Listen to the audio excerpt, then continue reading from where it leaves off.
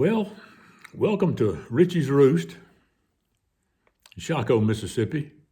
We got a beautiful sunshiny day, but the wind is blowing so hard out there, my microphone would be a disaster trying to record anything in wind like this. It is really blowing hard. So I have gone to plan B, which is to come to you today from my bride's studio here in Shaco. And maybe it'll be calm enough next week to do it outside in my outdoor studio, which I love to do it from. So I had a couple of things planned today, but they just wouldn't fit in the studio. So I decided to change and talk to you about a couple of things that seem to have been pretty well accepted pretty well by everybody, most everybody, a month or so ago. Had a lot of comments on it, and those were quotations to ponder. Got a very good response. And I told you I accumulate them, I collect them, and I've got a lot of them. Makes sense.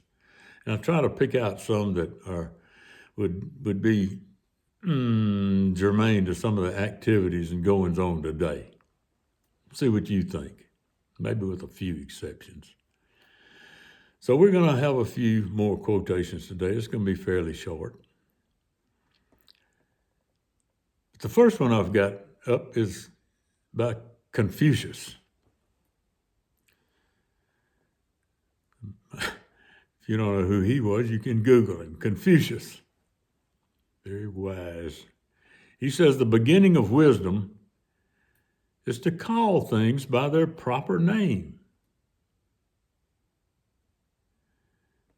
You know, things like mother, woman, man, not birth person. The beginning of wisdom is to call things by their proper name, and I agree with Confucius.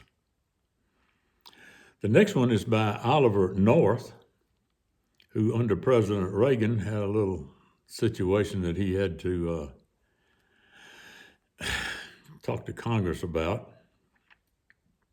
This is Oliver North. You can Google him. He says, "I'm trusting in the Lord and a good lawyer." Pretty practical, Colonel North.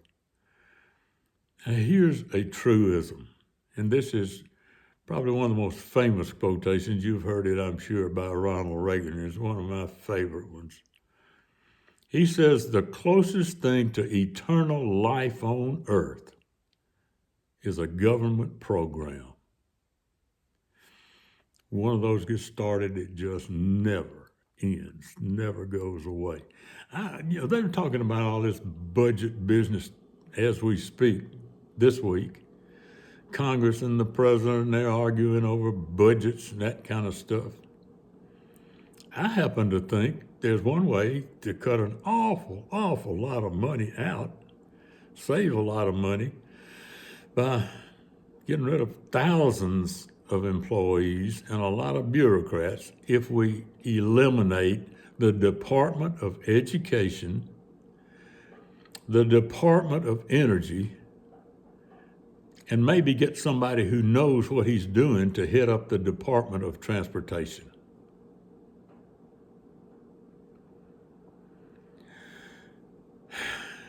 All right, this next one, it was quoted by Edmund Burke. If you don't know who he was, you can Google him too. "It's a general popular error to suppose the loudest complainers for the public to be the most anxious for its welfare. It's erroneous to think that the loudest complainers are the ones most anxious for the country's welfare." Edmund Burke said that in 1769. And he also, this is Edmund Burke, he also said in 1783, the people never give up their liberties, but under some delusion. You don't give up liberties unless you've been deluded about something that would cause you to give those liberties up. Delusion. Now, this next one, you can kind of understand some of the frustration by our allies and friends, and there's some truth to it, no question about it. This was quoted by Abdul Nasser. You remember him from Egypt, Nasser. You can Google him too. He said, the genius of you Americans is that you never make clear-cut, stupid moves. Only complicated, stupid moves, which makes us wonder at the possibility that there may be something to them that we're missing. We don't make simple, stupid moves. Our moves are stupid and complicated enough so that somebody might think we know what we're talking about. I can understand his frustration. This next one, you don't have to ponder very long. This was by Franklin D. Roosevelt. War is young men dying and old men talking. The old men are talking, sending the young men to die. Talking. You don't have to get rid or get involved in the blood and guts when you're just talking. You leave that to somebody else, younger. I'll throw in a little levity after that one. See before I tell you who this might have said. He said, I don't want to achieve immortality through my work. I want to achieve immortality through not dying. I don't want to live on in the hearts of my countrymen. I want to live on in my apartment. That was written in 1975 by that great philosopher, Woody Allen. Here's one, kind of germane.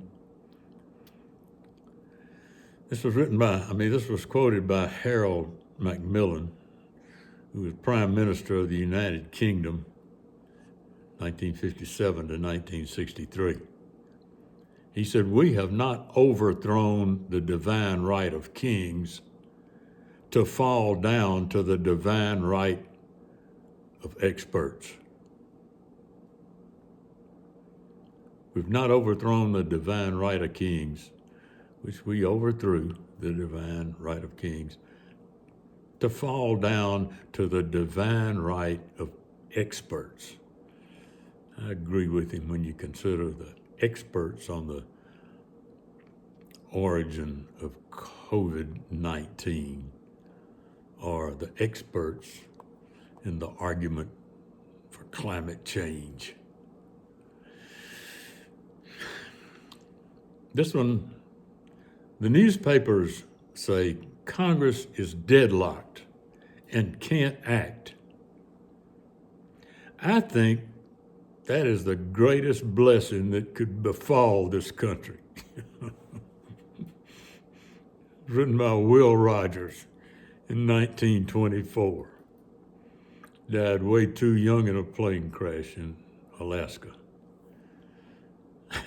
That Congress is deadlocked and can't act like today. I think that's the greatest blessing that could befall this country. Now here is one that is brevity defined. Sally Field, the movie star. She said, my agent said, you're not good enough for movies.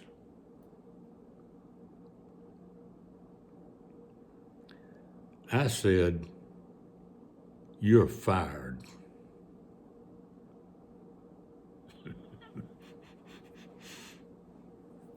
Tended to that. Here's the one I'll leave you with. Think on this. Think on this.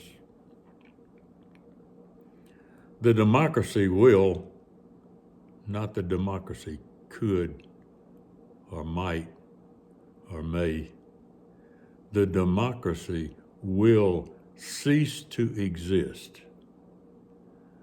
when you take away from those who are willing to work and give to those who would not.